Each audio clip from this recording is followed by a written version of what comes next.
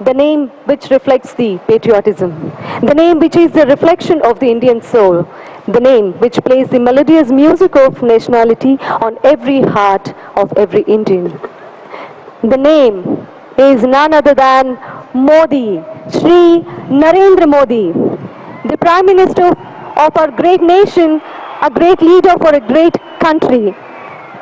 May I now request Shri Narendra Modi ji to give away his valuable message on this historic occasion. ఆ దివ్య సందేశాన్ని పూజ్యులు పెద్దలు వెంకయ్య నాయుడు గారు తెలుగులో అనువదిస్తారు. प्रिय मैना सदोरा, प्रिय मैना सोदारा, सोदारी, मानुसारा, नमस्कारम. प्रधानमंत्री की विजयादशमी శుభాకాంక్షలు. ప్రియమైన సోదరీమణులారా, మీ అందరికీ పవిత్రమైన విజయదశమి శుభాకాంక్షలని ప్రధాని గారు తెలియజేస్తున్నారు. आंध्र प्रदेश के राज्यपाल श्रीमान नरसिम्हन जी, राज्य के मुख्यमंत्री श्रीमान चंद्रबाबू जी, केंद्र में मंत्री परिषद के मेरे साथी श्रीमान वेंकैया नायडू जी, मंत्रिमंडल के मेरे साथी श्री अशोक गजपति राजू जी, सिंगापुर के minister for trade and industry mister S Eswaran, Tamil Nadu के राज्यपाल श्रीमान रोसैया जी, असम एवं नागालैंड के राज्यपाल श्रीमान पी.बी. आचार्य जी, तेलंगाना के मुख्यमंत्री श्रीमान के.सी. राव, सुप्रीम कोर्ट के न्यायाधीश जस्टिस एन.वी. रमणा जी, केंद्र में मंत्रिमंडल के मेरे साथी श्रीमान बंडारू दत्तात्रेय जी, केंद्र में मंत्रिमंडल के मेरे साथी श्रीमती निर्मला सीतारामन जी, जापान के state minister of economy, trade and industry mister Yosuke Takagi, केंद्र में मंत्रिमंडल के मेरे साथी श्रीमान वाई.एस. चौधरी, हैदराबाद हाईकोर्ट के कार्यवाहक मुख्य न्यायाधीश जस्टिस दिलीप भोसले जी, आज विजयादशमी के इस पावन पर्व पर और नवरात्रि की शक्ति उपासना के बाद आंध्र प्रदेश एक महत्वपूर्ण कदम उठा रहा है. నవరాత్రి ఉపవాసాలు పూర్తి చేసుకుని విజయదశమిలో ప్రవేశించిన ఈ సందర్భంగా ఆంధ్రప్రదేశ్ ఒక నూతన అధ్యాయంలో ప్రవేశిస్తూ ఉంది. आज आंध्र प्रदेश की राजधानी, जो राजधानी सदियों से अपनी एक सांस्कृतिक विरासत लेकर के जी रही है, अपनी एक ऐतिहासिक विरासत को लेकर के जी रही है, उस संस्कृति के साथ जोड़ते हुए, उस ऐतिहासिक विरासत को साथ जोड़ते हुए अमरावती नए रंग रूप के साथ, नए आधुनिक साज सज्जा के साथ आंध्र के आशा अपेक्षा का केंद्र बिंदु बनने जा रही हैं और एक प्रकार से सच्चे अर्थ में पीपल्स कैपिटल बनने जा रही हैं. मैं यहाँ की सरकार को, यहाँ के नागरिकों को हृदय से बहुत बहुत बधाई देता हूँ, अभिनंदन करता हूँ. శతాబ్దాల యొక్క చరిత్ర కలిగి, వారసత్వం కలిగి, సంస్కృతిని కలిగి వాటన్నింటినీ గుర్తు చేసే విధంగా ఇవాళ ఆంధ్రప్రదేశ్లో కొత్త రాజధాని అన్ని రకాల సాంకేతిక హంగులతో, చారిత్రాత్మక నేపథ్యంతో ప్రజా రాజధానిగా ఈ యొక్క అమరావతి ఏర్పడుతున్న సందర్భంగా నేను అందరికీ శుభాకాంక్షలు తెలియజేస్తూ ఉన్నాను. सरकार बनने के इतने कम समय में चंद्रबाबू ने जिस गति से इस काम को हाथ में लिया और इसको दुनिया में जो कुछ श्रेष्ठ है उसको समाहित करने का प्रयास किया, इसलिए मैं चंद्रबाबू जी को हृदय से बहुत बहुत अभिनंदन देता हूं। ప్రభుత్వం ఏర్పడిన కొద్ది రోజుల్లోనే ప్రపంచంలో ఎక్కడెక్కడ ఏ మంచి అలవాట్లు మంచి పద్ధతులు ఉదాహరణలు ఉన్నాయో వాటన్నిటిని సేకరించి ఆంధ్రప్రదేశ్ ముఖ్యమంత్రి శ్రీ చంద్రబాబు నాయుడు వాటన్నిటిని జోడించి ఈ కార్యక్రమాన్ని చేపట్టినందుకు నేను వారికి హృదయపూర్వకంగా అభినందనలు తెలియజేస్తున్నా శ్రీ చంద్రబాబు నాయుడు గారికి।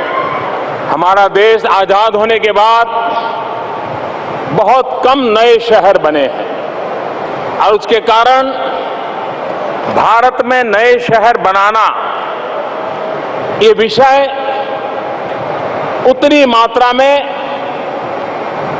लोगों में प्रचलित नहीं है कि आज के युग में जितनी मात्रा में होना चाहिए था। స్వాతంత్ర అనంతరం మన దేశంలో దురదృష్టవశాత్తు కొత్త నగరాల యొక్క సుందర నగరాల యొక్క నిర్మాణం అనుకున్నట్టుగా జరగలేదు, కానీ ఇవాళ ఆ అవసరం ఎంతో కూడా ఉంది। दुर्भाग्य से पिछले कुछ दशकों में हमारे देश में एक ऐसी सोच बनी कि अर्बनाइजेशन एक समस्या है और उसी के चलते हमने इस ग्रोथ सेंटर की तरफ अनदेखी की है। మన దేశంలో ఈ పట్టణీకరణ వైపు తగినంత మనం శ్రద్ధ తీసుకోలేదు, అందుకని ఇవాళ ఈ అస్తవ్యస్త పరిస్థితి ఏర్పడింది। आज समय की मांग है कि अर्बन डेवलपमेंट को हमने समस्या नहीं मानना चाहिए, उसे एक अपॉर्चुनिटी मानना चाहिए। ఈ పట్టణీకరణ ఒక సమస్యగా కాకుండా ఇది ఒక గొప్ప మహత్తర అవకాశంగా చేపట్టి పట్టణాల యొక్క అభివృద్ధి కార్యక్రమాన్ని చేపట్టవలసి ఉంది। और इसीलिए भारत सरकार ने दुनिया जिस प्रकार से बदलती रही है, जिस प्रकार से टेक्नोलॉजी का उपयोग हो रहा है, हमें एक आधुनिक शहरों की रचना की ओर जाना होगा और 100 स्मार्ट सिटी की दिशा में जाने का एक अहम कदम भारत सरकार ने उठाया है। ప్రపంచంలో ఏ విధంగా అయితే సాంకేతిక పరిజ్ఞానాన్ని ఉపయోగించి సుందర నగరాల వైపు దృష్టి సారిస్తున్నారో అదేవిధంగా భారతదేశంలో కూడా ఈ శాస్త్రీయ సాంకేతిక పరిజ్ఞానాన్ని ఉపయోగించి అత్యంత ఆధునికమైన యొక్క సుందరమైన యొక్క ఆకర్షణీయ నగరాలను 100 నగరాలను ఏర్పాటు చేయాలని భారత ప్రభుత్వం కూడా నిర్ణయించింది। और ये शहर इकोनॉमिक एक्टिविटी के भी सेंटर हो, आर्थिक ग्रोथ के भी वो इंजन बने, इस प्रकार के शहरों की एक रचना नए सिरे किसी करने की दिशा में हमारा प्रयास है। ఈ కొత్త నగరాల్లో ఒకవైపు సంపదను సృష్టించడము, మరొక వైపు ఆధునీకరించడము, ప్రజల యొక్క జీవనంలో మెరుగుదల తీసుకురావడం ఇది నా యొక్క ఉద్దేశం। और तब जाकर के ये नया आधुनिक शहर जिसमें आधुनिक से आधुनिक टेक्नोलॉजी का उपयोग हो, आधुनिक से आधुनिक ट्रांसपोर्टेशन हो, वॉक टू वर्क की योजना हो, ग्रीन हो, नो वेस्टेज वाला सिटी बने। వ్యర్థాలు ఉండకుండా మనం నడిచిపోయి పని చేసుకునేదానికి అవకాశం కలిగించే విధంగా వాహనాలు అవసరం లేకుండా, అదేవిధంగా ఆధునిక హంగులు కూడా కలిసి అన్ని విధాలా ప్రజలకు అందుబాటులో ఉండేటువంటి నగరాలను మనం ఏర్పాటు చేసుకోవాల్సి ఉంది। వ్యర్థ పదార్థాలు ఎక్కువగా రాకుండా పరిశుభ్రతగా ఉండేటువంటి నగరాలను మనం ఏర్పాటు చేసుకోవాల్సి ఉంది। मैं आशा करता हूं कि देश के अंदर अर्बन डेवलपमेंट की दिशा में जो नए कदम उठाए हैं उसमें अमरावती, आंध्र प्रदेश एक सीमा चिन्ह के रूप में मार्गदर्शक काम करेगा, ऐसा मुझे विश्वास है। ఈ దేశంలో పట్టణాభివృద్ధి ఏదైతే వేగంగా ముందుకు వెళుతుందో దాంట్లో ఆంధ్రప్రదేశ్ ఈ అమరావతి నగరం కూడా ఒక ముఖ్య భాగస్వామి దిక్సూచిగా ఉండాలని చెప్పి నేను ఆశిస్తూ ఉన్నాను। अभी जापान के मंत्री श्री बता रहे थे कि नया शहर कितना बनाना कितना कठिन होता है, उसका जापान को भली भांति अनुभव है। జపాన్ మంత్రి గారు ఇప్పుడే కొత్త నగరం ఏర్పాటు చేయడంలో ఎలాంటి సమస్యలు ఎదురవుతాయి, సవాళ్లు ఎదురవుతాయని అనేక అనుభవాలు ఇప్పుడు చెప్పారు। मेरे जीवन में भी ऐसा अवसर आया जब 2001 में गुजरात में भयंकर भूकंप आया, उसके बाद मुझे गुजरात के मुख्यमंत्री का दायित्व आया। पूरा कच्छ जिला हमारा और अन्य जिलों के महत्वपूर्ण शहर एक प्रकार से ध्वस्त हो चुके थे। हमारे सामने बड़ी चुनौती थी उन सभी गांवों को, शहरों को खड़ा करना। నా జీవితంలో కూడా అలాంటి సవాలు అనుభవం ఎదురైంది। 2001లో భయంకరమైన భూకంపం కచ్లో గుజరాత్లో వచ్చినప్పుడు ఆ తర్వాత ముఖ్యమంత్రిగా బాధ్యత చేపట్టే బాధ్యత నాపై వచ్చింది. దాన్ని మొత్తం అంతా విధ్వంసం యొక్క ఆ ప్రాంతాన్ని అంతా తిరిగి పునర్నిర్మాణం చేయడం అవుతుందో అది ఒక పెద్ద సవాలుగా స్వీకరించడం జరిగింది. लेकिन जब पॉलिटिकल व्हील हो, जनता जनार्दन का समर्थन हो, स्पष्ट दृष्टि हो, तो सिद्धियां प्राप्त होके रहती हैं. और आज वो जिला हिंदुस्तान के फास्टेस्ट गति से आगे बढ़ने वाले जिलों में अपनी जगह बना रहा है. ఒక రాజకీయ దృఢ సంకల్పం ఉంటే, సత్సంకల్పం ఉంటే, ప్రజల యొక్క మద్దతు ఉంటే దేన్నైనా నెరవేర్చడానికి ఉదాహరణ, సజీవ ఉదాహరణ కచ్ జిల్లా. ఇవాళ దేశంలో, రాష్ట్రంలో అభివృద్ధి చెందిన జిల్లాల్లో ప్రముఖంగా పేర్కొనే విధంగా ఆ కచ్ జిల్లా తిరిగి పునర్నిర్మాణం చేయడం జరిగిందని సందర్భంగా మీ అందరికీ మనం చేస్తున్నాను. जब ये अमरावती का मुझे निमंत्रण मिला, मैंने बाबू को कहा था मैं जरूर आऊंगा. लेकिन जब मैंने अखबार में पढ़ा कि चंद्रबाबू तेलंगाना के मुख्यमंत्री के घर गए, जाकर के उन्होंने उनका निमंत्रण दिया, ये जब समाचार मेरे पास आए तब मेरी खुशियों का पार नहीं रहा था. और इसलिए मैं उनको विशेष बधाई देता हूं इस काम के लिए. ఈ యొక్క ఆంధ్రప్రదేశ్ యొక్క రాజధాని అమరావతికి శంకుస్థాపనకు రావాలని నాకు ఆహ్వానం ఇచ్చినప్పుడు నేను అంగీకరించాను. ఆ తర్వాత నాకు వార్తా ప్రసారాల ద్వారా సమాచారం తెలిసింది. శ్రీ చంద్రబాబు నాయుడు గారు తెలంగాణ ముఖ్యమంత్రి శ్రీ చంద్రశేఖరరావు గారి ఇంటికి వెళ్లి స్వయంగా ఆహ్వానించాలని చెప్పారంటే నేను మనసులో ఎంతో సంతోషించాను. कुछ लोगों के राजनीतिक स्वार्थ के कारण विचार विमर्श की प्रक्रिया को पूर्ण किए बिना हड़बड़ में, जल्दबाजी में आंध्र और तेलंगाना विभाजन हुआ. రాజకీయ కారణాలతో సరైన యొక్క ఆలోచనలు చేయకుండా, పరిపక్వతతో భవిష్యత్తు గురించి ఆలోచించకుండా ఆ రోజు తొందరపాటుతో రాష్ట్ర విభజన ఆంధ్ర తెలంగాణగా ఏర్పాటు చేశారు నాటి పాలకులు. लेकिन इस सारी प्रक्रिया में जो निर्दोष लोगों को जान गंवानी पड़ी, संपत्ति का अपरंपार नुकसान हुआ, उसकी पीड़ा मुझे आज भी है. ఆ సందర్భంగా రెండు ప్రాంతాల్లో అమాయక జనం యొక్క ప్రాణాలు పోవడం, కొంత ఆస్తులు ధ్వంసం కావడం అవన్నీ కూడా నా మనసును ఎంతో కలిచివేశాయి. अंग्रेजों ने कुछ ऐसी चीजें छोड़ करके गए कि उसके कारण आज भी हमारे देश में कभी न कभी कोई न कोई तनाव पैदा होता है. ఇంగ్లీష్ వాళ్ళు పోతూ పోతూ కొన్ని అలాంటి ఆలోచనలు వదిలిపెట్టిపోయారు. వాటి కారణంగా మన దేశంలో కూడా అప్పుడప్పుడు ఇలాంటి ఉద్రిక్తతలు, వైషమ్యాలు వస్తూ ఉన్నాయి, జరుగుతూ ఉన్నాయి. पिछली सरकार की कुछ ऐसा करके गई है कि जिसके कारण आंध्र और तेलंगाना के बीच हर हमेशा कोई न कोई तनाव के कारण बने रहते हैं. గత ప్రభుత్వం పోతూ పోతూ సమస్యలను పరిష్కరించకుండా జటిలం చేసిపోయింది. అందుకని అప్పుడప్పుడు ఆంధ్ర తెలంగాణ మధ్య సమస్యలు కూడా ఏర్పడుతూ ఉన్నాయి. लेकिन अब समय की मांग है कि हम आंध्र और तेलंगाना, चाहे आंध्र हो चाहे तेलंगाना हो, हमारी आत्मा तेलुगु है. ఆంధ్రప్రదేశ్ కానీ తెలంగాణ కానీ మన అందరి యొక్క ఆత్మ, తెలుగువారి అందరి యొక్క ఆత్మ ఒకటే, తెలుగువారి అందరూ ఒకటే, తెలుగువారి ఆత్మ ఒకటే. और इस तेलुगु आत्मा की दो भुजाएं हैं, एक तेलंगाना एक आंध्र, और दोनों इतनी प्रगति करें, दोनों एक दूसरे को इतने पूरक हो कि हिंदुस्तान की शान बढ़ाने में ये हमारी शक्ति बनी रहे. ఈ తెలంగాణ, ఈ ఆంధ్ర రెండు కూడా బుధంగా పనిచేస్తే భారతదేశాన్ని శక్తివంతంగా దేశంగా తయారు చేయాలనే ప్రయత్నం అవుతుందో అది కూడా సంకల్పం సిద్ధిస్తుందనే విశ్వాసం నాకుంది. मुझे विश्वास है कि भारत सरकार ने जो एक स्टार्टअप का अभियान चलाया है, उस स्टार्टअप का सबसे ज्यादा लाभ लेने की किसी की ताकत है तो इस धरती की है. ఈ కేంద్ర ప్రభుత్వం ఏతుందో ఇది కొత్తగా సాంకేతిక పరిజ్ఞానాన్ని పెంచే స్టార్టప్ అనే కార్యక్రమాన్ని చేపట్టింది. దాన్ని బాగా శక్తివంతంగా చేపట్టగలిగే శక్తి, తాహత్తు ఎక్కడ ఉందంటే ఈ భూమి పైన ఉంది, ఈ తెలుగు గడ్డ పైన ఉందని ప్రధానమంత్రి గారు చెప్పారు. आंध्र के लाखों जवान दुनिया के अनेक देशों में प्रोफेशनल्स के नाते अपनी उत्तम जगह बनाई है. మన ఆంధ్ర తెలుగు ప్రజలు, యువకులు ముఖ్యంగా ప్రపంచంలో అనేక చోట్ల వెళ్లి ప్రముఖమైన స్థానాలు అక్కడ సంపాదించారు, మనకి పేరు తెస్తూ ఉన్నారు. आंध्र प्रदेश जिसके पास ऐसे प्रतिभावान नौजवान हो, बुद्धिमान यूथ हो, वे इनोवेशन के लिए, स्टार्टअप के लिए एक पूरा नया साम्राज्य आंध्र की धरती पर खड़े कर सकते हैं। ఈ ఆంధ్రప్రదేశ్ యొక్క ఈ తెలుగు యువకులు, విద్యావంతులు, విద్యార్థులు, వీళ్ళ తెలివి అమోఘమైనది.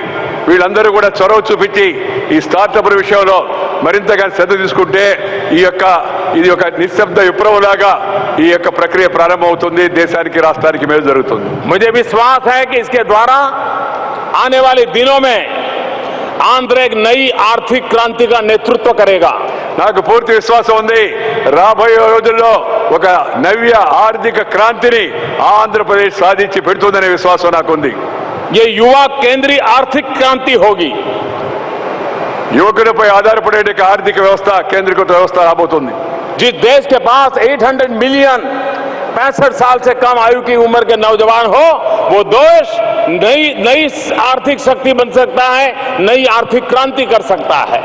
ఏ దేశంలో అయితే 80 కోట్ల మంది ఈ యొక్క 25-40 సంవత్సరాల వయసు వాళ్ళు ఉన్నారో, వాళ్ళు ప్రపంచంలో ఆర్థిక శక్తిగా ఎదిగేందుకు వాళ్ళు ముందుకు వెళ్తారనే విషయంలో ఏమాత్రం అనుమానం లేదు. और मुझे विश्वास है कि भले आंध्र और तेलंगाना अलग हुए हो, लेकिन दोनों में आगे बढ़ने की शक्ति है और दोनों एक दूसरे को पूरक बन करके आगे बढ़ने का प्रयास करेंगे. उतना ही दोनों प्रदेशों को लाभ होगा. ఆంధ్రప్రదేశ్ కానీ, తెలంగాణ కానీ విడిపోయినప్పటికీ కూడా ఇద్దరు తమ తెలివితేటలను ఉపయోగించి భుజం కలిపి పనిచేస్తే ప్రపంచంలో శక్తివంతంగా ముందుకు వెళ్లే అవకాశం ఉంది. ఆ విధంగా చేస్తారనే విశ్వాసం కూడా నాకుంది. जब अटल बिहारी वाजपेयी जी देश के प्रधानमंत्री थे, तभी देश में 3 नए राज्य बने थे. 3 राज्यों का विभाजन हुआ था, लेकिन कोई कटुता नहीं थी, कोई संघर्ष नहीं हुआ, कोई लहू नहीं बहे और बाद में भी कोई संकट पैदा नहीं हुआ. मुझे आंध्र और तेलंगाना के बीच में भी वही स्थिति लाने का प्रयास करना है. శ్రీమాన్ అటల్ బిహారీ వాజ్పేయి గారి హయాంలో దేశంలో ఆనాడు 3 కొత్త రాష్ట్రాల నిర్మాణం జరిగింది. ఎలాంటి వైషమ్యాలు కానీ, విద్వేషాలు కానీ చెరలేకుండా ఆ 3 రాష్ట్రాలు ఏర్పడ్డాయి, ముందుకు వెళ్తూ ఉన్నాయి. నాకు విశ్వాసం ఉంది, అదేవిధంగా ఆంధ్రప్రదేశ్, తెలంగాణ రాష్ట్రాలు కూడా కలిసికట్టుగా అభివృద్ధి పదంలో ముందుకు వెళ్తాయని చెప్పిన విశ్వాసం నాకుంది. पिछली सरकार ने बहुत सी ऐसी चीजें की है जिसको ठीक करने में हमारी काफी ताकत जा रही है, काफी समय जा रहा है. लेकिन मैं इन दोनों प्रदेशवासियों को विश्वास दिलाना चाहता हूं कि भारत सरकार हर प्रकार से आपके साथ रहेगी और हर संभव सहायता करती रहेगी. గతంలో ప్రభుత్వాలు చిన్నచూపు చూసే రాష్ట్రాలను, కానీ నేను మీకు హామీ ఇవ్వదలుచుకున్నాను, ఈ తెలుగు ప్రజలకు, తెలుగు రాష్ట్రాల రెండింటికి కూడా కావలసిన సంపూర్ణ సహాయ సహకారాలను కేంద్ర ప్రభుత్వం అందిస్తుంది. మిమ్మల్ని కూడా అభివృద్ధి పదంలో ముందుకు తీసుకెళ్లే ప్రయత్నం చేస్తానని మనం చేస్తున్నాను. भारत सरकार और चंद्रबाबू के बीच में फ्रीक्वेंसी इतनी मैच होती है, काम करने में एक दूसरे को समझने में इतनी सुविधा है और उसके कारण सरकार बनने के बाद जो पहला ध्यान दिया गया वो हमें ह्यूमन रिसोर्स डेवलपमेंट पर दिया है.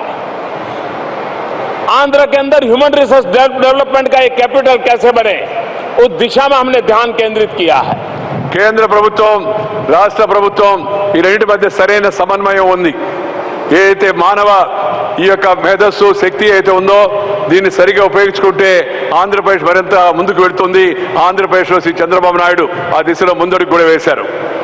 रीऑर्गेनाइजेशन एक्ट के तहत ह्यूमन रिसोर्स डेवलपमेंट को प्राथमिकता देकर के अब तक 11 शैक्षणिक संस्थानों के काम को आगे बढ़ाया गया है.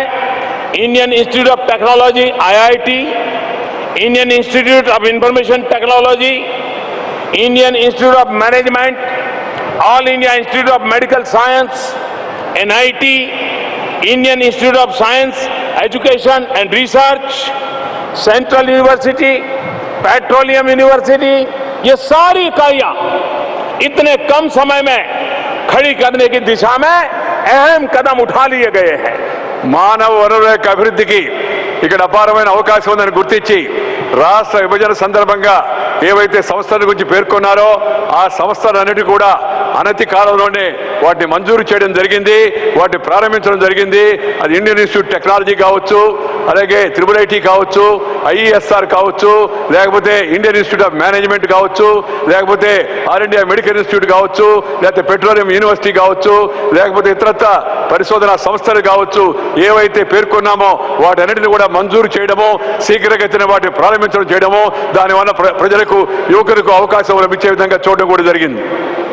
प्रजा के इस राजधानी जब बन रही है तब आप लोग अपने अपने गांव से पवित्र माटी और पानी लाए हैं और आपने सच्चे अर्थ में इसको प्रजा की पाटनगरी बनाने की दिशा में एक सफल आयोजन किया है.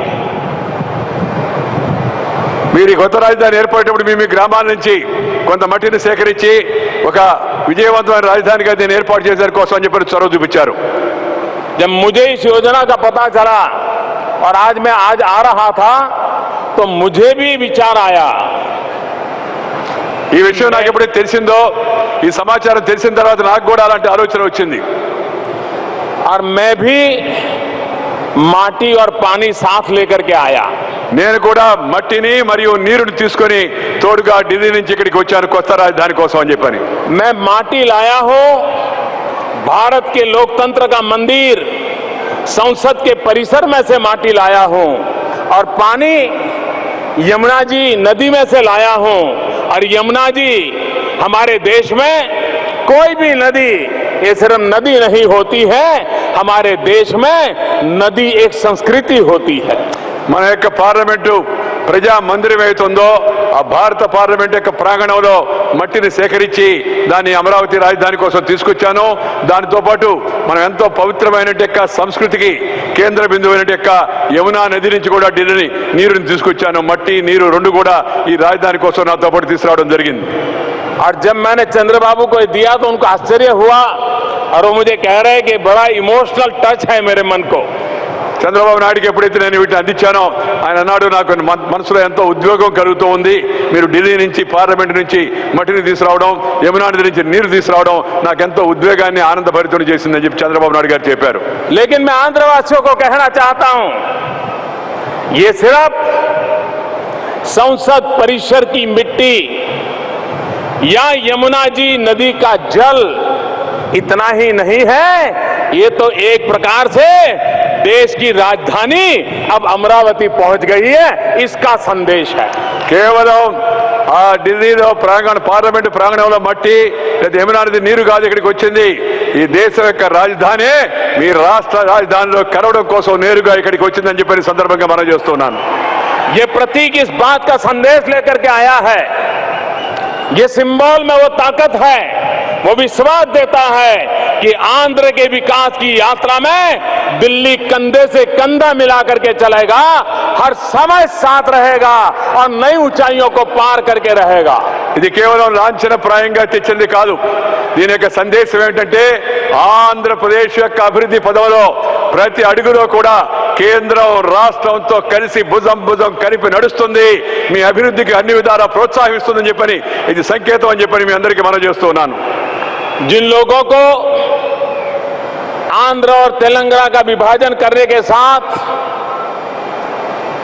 एक हमेशा की समस्या के बीज बोने का इरादा रहा है, वे आज भी विष पैदा करने के लिए उसमें खाद डाल रहे हैं. రాజకీయ కారణాలతో రాష్ట్ర విభజన ఆ దృష్టికోణంతో చూసిన వాళ్ళు ఇప్పుడు కూడా విభజన అయిన తర్వాత కూడా దీంట్లో విష బీజాలు నాటే ప్రయత్నం చేస్తూ ఉన్నారు. भ्रम फैलाने की कोशिश कर रहे हैं, భ్రమ కలిగించే ప్రయత్నాలు చేస్తూ ఉన్నారు. नौजवानों की भावनाओं को भड़काने का प्रयास कर रहे हैं. యువకుల్లో ఉన్నటువంటి భావోద్రేకాన్ని రెచ్చగొట్టే ప్రయత్నాలు చేస్తూ ఉన్నారు. लेकिन मैं आज अमरावती सांस्कृतिक नगरी से आज इस अमरावती सांस्कृतिक नगरी से मैं आंध्रवासियों को विश्वास दिलाना चाहता हूं कि रीऑर्गेनाइजेशन एक्ट के अंदर जो भी बातें कही गई हैं उसको लेटर एंड स्पिरिट के साथ भारत सरकार साथ रहेगी, लागू करेगी, ये मैं विश्वास दिलाने आया हूं. ఈ విషం చిమ్మే ప్రయత్నాలు చేస్తున్న సందర్భంగా నేను ఆంధ్రప్రదేశ్ ప్రజానికానికి ముఖ్యంగా యువకులకు చెప్పదలుచుకున్నాను.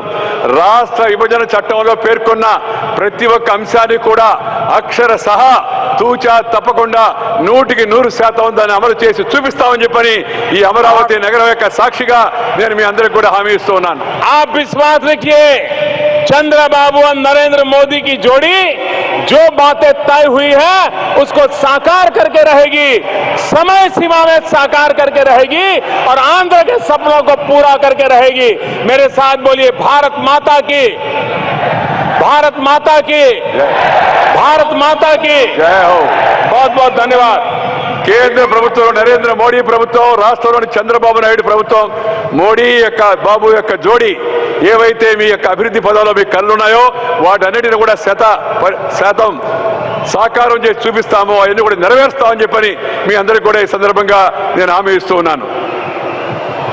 వారితో కూడా కలిసి అందరూ కూడా భారత్ మాతకి జయ అని చెప్పి నినాదం ఇచ్చారు. మనం అందరూ కూడా దానికి స్పందించాం. అందరూ ఒకసారి నినాదం ఇవ్వండి, భారత్ మాతాకి, భారత్ మాతాకి. గట్టిగా ఢిల్లీ దాకా వినపడాలి, భారత్ మాతాకి, భారత్ మాతాకి.